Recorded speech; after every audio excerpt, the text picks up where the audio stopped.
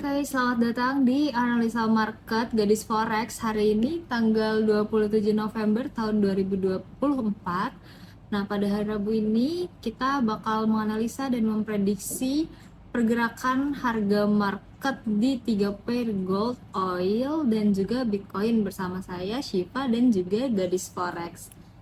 Nah, gimana nih Bu Sandi buat pergerakan hari ini? Kira-kira gold, oil, dan Bitcoin akan bergerak kemana? Mungkin ada faktor fundamental apa yang mempengaruhi di ketiga pair ini? Oke, jadi Kak Siva, untuk faktor fundamental ya sebenarnya masih tetap sama. Kemarin itu kan ada gencatan senjata ya di hari Senin ya, Senin dan Selasa itu makanya harga gold sempat turun sampai 2605 ya. Tapi kemarin itu informasinya ada lagi serangan bom sehingga tadi pagi itu tiba-tiba naik ya. Tadi pagi tiba-tiba naik sampai 45 ya. Tadi sempat naik ke 45. Nah, kedepannya menurut saya tetap berita ketegangan antara negara-negara di Timur Tengah ya. Ini kira-kira eskalasinya jadi seperti apa.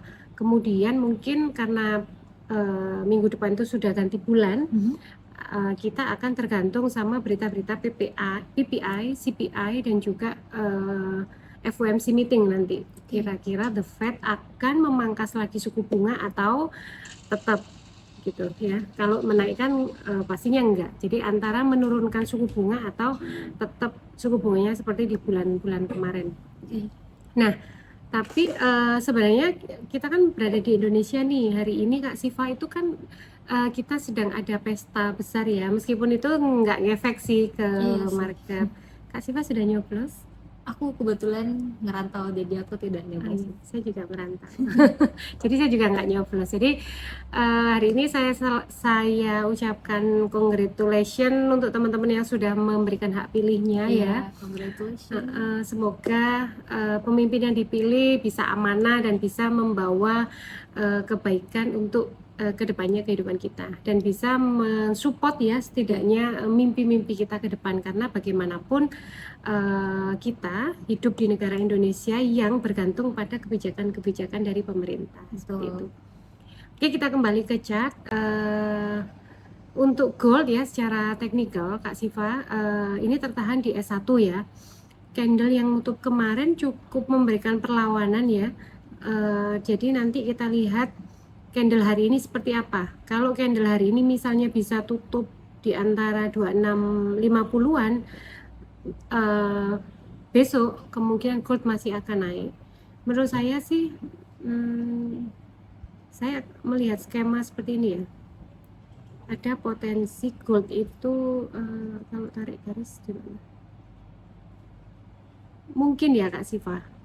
Tadi sempat saya jadi kayak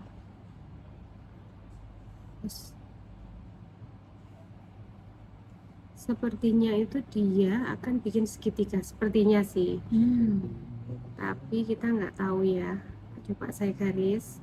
Kalau dia keluar dari garis yang kita gambar, artinya ya dia nggak bikin segitiga. Nah, di sini.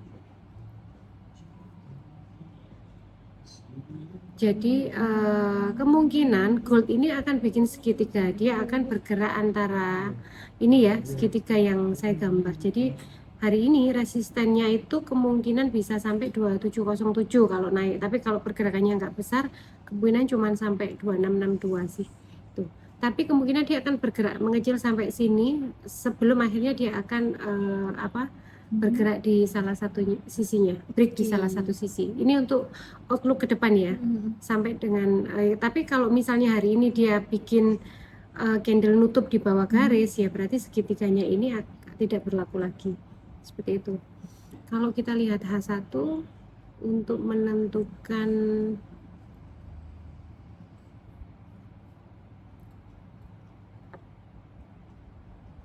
kira-kira kita bisa entry apa hari ini ya. Oke, jadi ini ada tahanan di sini di 2635 35 ya. sama karena sekarang bergerak di atasnya, ada potensi dia akan bergerak di sini Kak Siva. 2650-an ya. Kalau dia ke 2650 mungkin bisa dipertimbangkan sell sih sampai area ini 2660-an ya. Kalau dia turun ke S1 lagi dan dia berada di garis support yang tadi saya gambar ya, di area 2614, di sini bisa ambil posisi buy.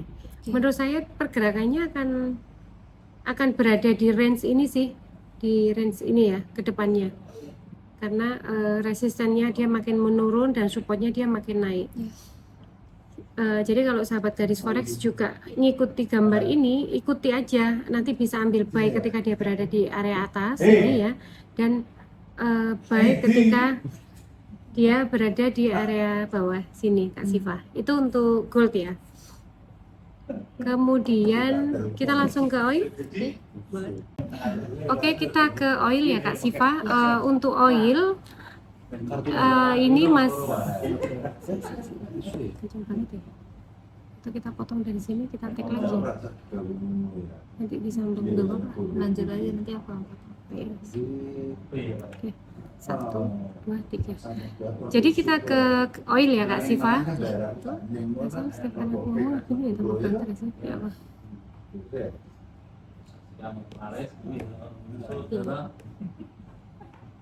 Ketangkep banget aku suaranya.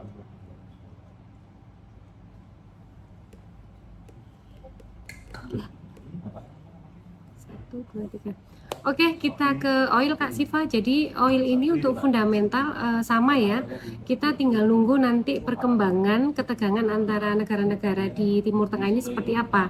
Kalau sekarang memang masih gencatan senjata, meskipun ada serangan sedikit-sedikit, mungkin oil masih akan tertahan di sini.